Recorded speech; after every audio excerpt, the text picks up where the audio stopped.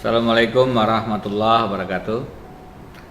Kepada semua saja yang ingin pemilihan umum, khususnya pemilihan kepala daerah yang jujur dan adil, lebih khusus warga Kalimantan Selatan dan sanak di Banua Seberataan, video ini akan menjelaskan secara lebih utuh dan lengkap argumentasi kami di permohonan ke Mahkamah Konstitusi, khususnya kenapa kami meminta agar pasangan calon nomor 1 Pak Sabirin dan Muhyiddin dibatalkan sebagai pasangan calon gubernur Kalimantan Selatan tahun 2020.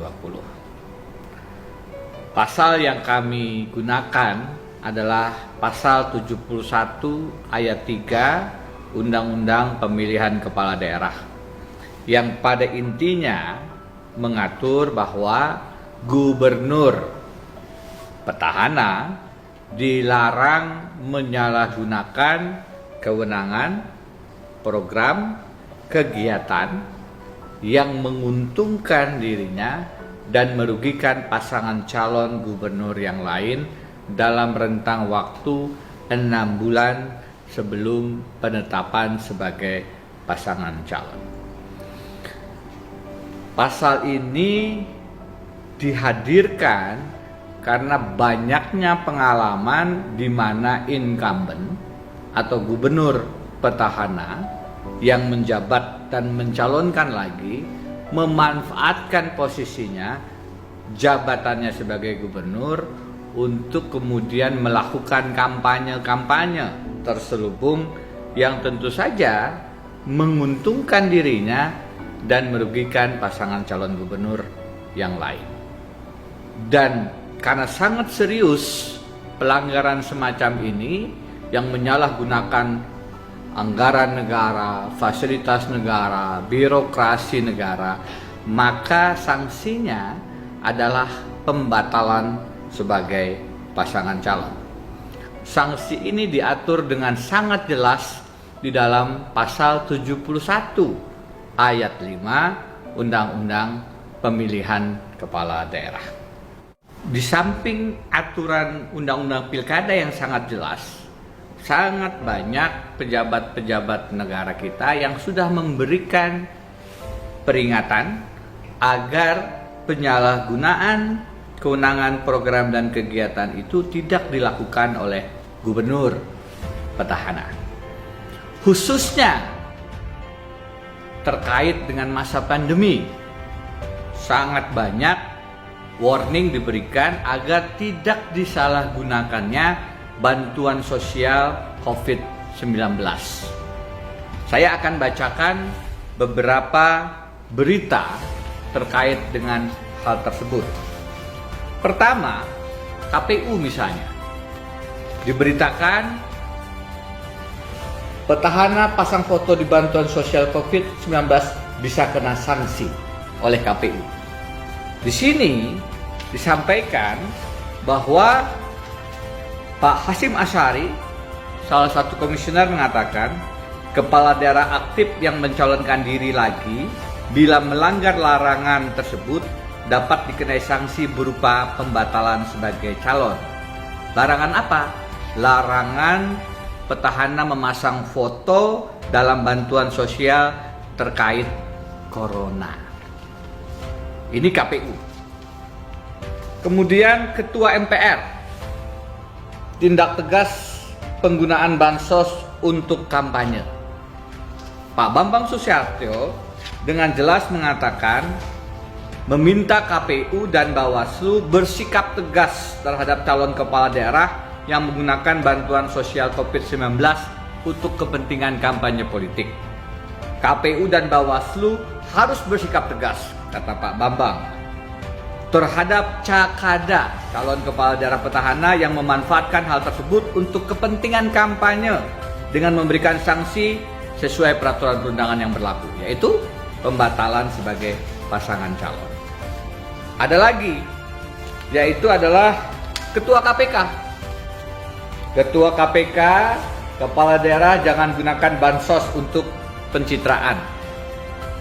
Di sini dengan jelas dikatakan, diberitakan bahwa saya imbau kepala daerah yang kembali ikut kontestasi pilkada, stop poles citra diri Anda dengan dana penanganan COVID-19.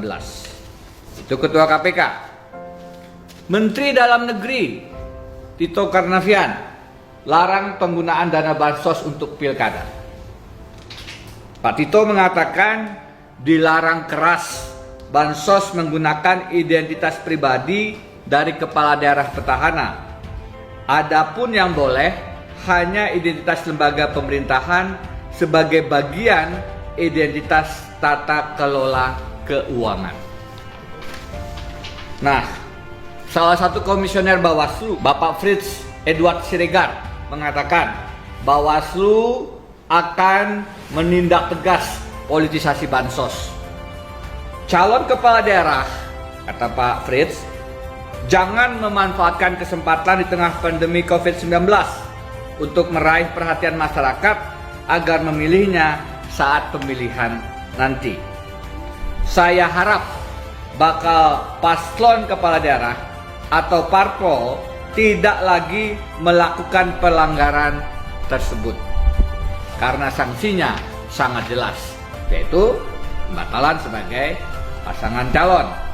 Nah, terakhir saya ingin mengutip pernyataan Ketua Bawaslu Bapak Abhan yang dengan jelas mengungkapkan ada 3 modus kepala daerah mempolitisasi bansos COVID-19.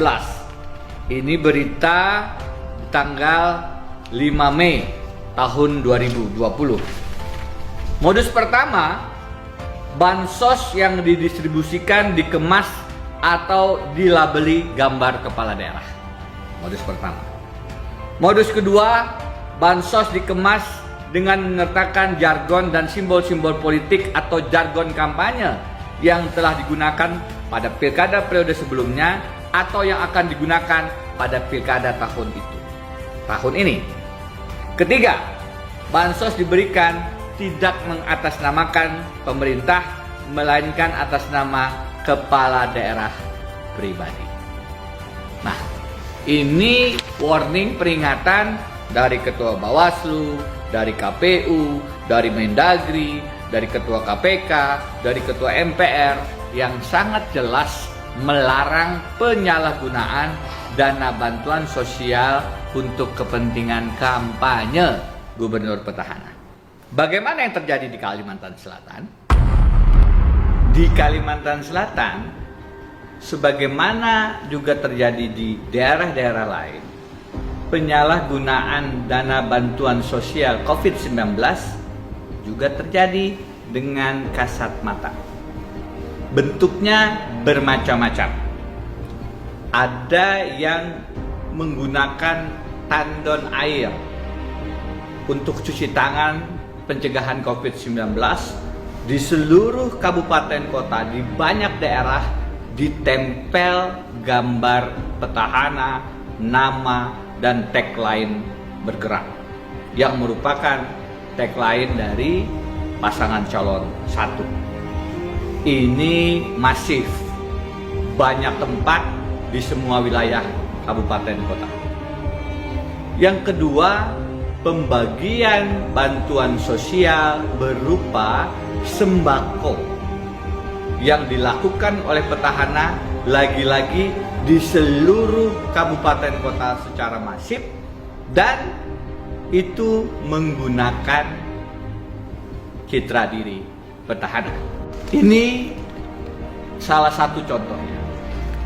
Tertulis donasi COVID-19 di salah satu wilayah yang menyelenggarakan adalah Dinas Sosial Pemerintah Provinsi Kalimantan Selatan. Dibagikan bantuan COVID-19, tetapi di dalamnya kemudian kita bisa lihat citra diri dari petahana. Kalau kita membaca apa yang disampaikan Ketua Bawaslu Abhan, 3 modus penyalahgunaan bansos, maka 3-3-nya ada di Kalimantan Selatan. dilarang menggunakan foto diri. Ada foto diri petahana Gubernur Kalimantan Selatan Sabiri Nur. Dilarang menggunakan modus kedua, nama. Harusnya nama pemerintah provinsi. Ada nama Paman Birin, cita diri pribadi dari petahana Gubernur Kalimantan Selatan, panggilan akrab dari Sabiri Nur. Dilarang menggunakan tagline materi kampanye. Bergerak. Ini adalah tagline dari pasangan calon nomor 1. Jadi tiga modus penyalahgunaan bantuan sosial COVID-19 yang disinyalir oleh Ketua Bawaslu Abhan, tiga-tiganya terjadi di Kalimantan Selatan. Terkadang bentuknya adalah dalam bakul yang ditulis Paman Birin, citra diri yang bersangkutan. Ada lagi bakul yang bertulis bergerak, yang membagikan misalnya tidak hanya petahana, tetapi istri petahana dalam bentuk program PKK. Citra diri hadir dalam bentuk kalender yang bersangkutan. Ada lagi dalam bentuk pembagian melalui BUMD. Ada Bank Kalsel, ada Ambapes. Di video ini akan terlihat bagaimana pembagian sembako oleh salah satu BUMD, Ambapes, yang kemudian ada pesan sponsor untuk memilih Paman Birin.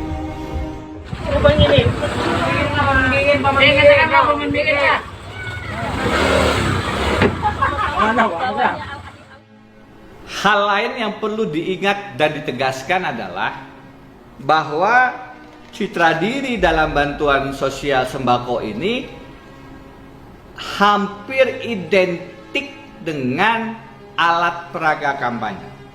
Apakah baliho, apakah spanduk, apakah surat suara. Di sini terlihat, coba kita bandingkan foto petahana dengan foto di kertas suara dan baliho atau spanduk ini. Terlihat juga nama Paman Birin yang juga muncul di alat-alat peraga kampanye. Demikian pula halnya dengan tagline atau semboyan kampanye bergerak.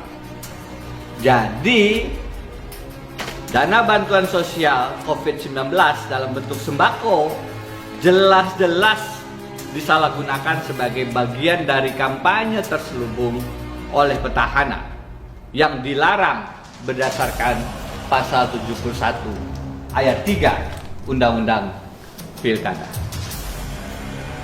Karena itu sangat jelas bahwa telah terjadi penyalahgunaan kewenangan, telah terjadi penyalahgunaan program, telah terjadi penyalahgunaan kegiatan.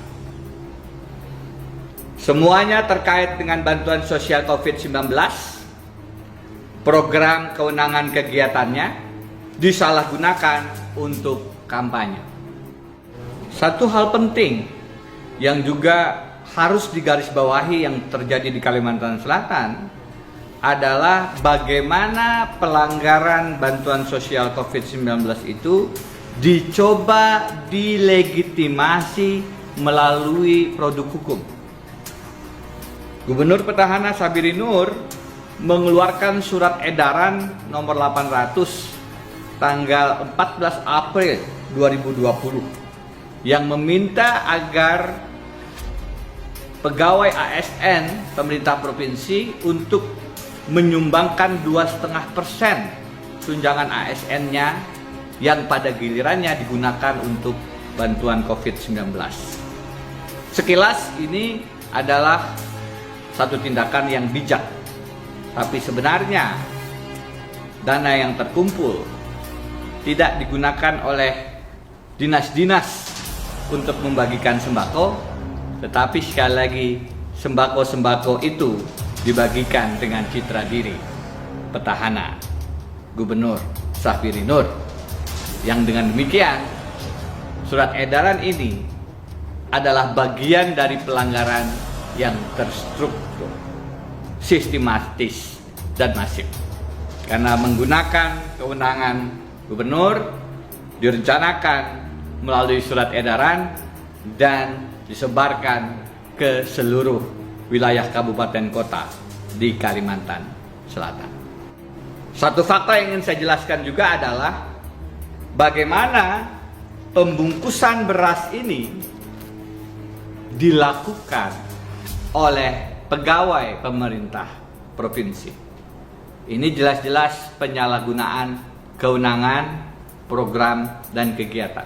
Di video dan foto ini terlihat dengan jelas bagaimana pegawai pemerintah provinsi disalahgunakan untuk membungkus beras dengan stiker citra diri Paman Birin, gambar Paman Birin, tagline bergerak untuk kampanye terselubung petahana.